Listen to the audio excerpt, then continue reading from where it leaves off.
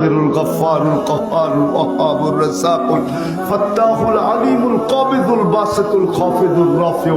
المعز المذل السميع البصير الحكم العدل اللطيف الخبير الحليم العظيم الغفور الشكور العلي الكبير الحفيظ المقيت الحسيب الجليل الكريم الرقيب المجيب الواسع الحكيم الودود المجيد الباعث الشهيد الحق الوكيل القوي المتين الولي الحميد الموصي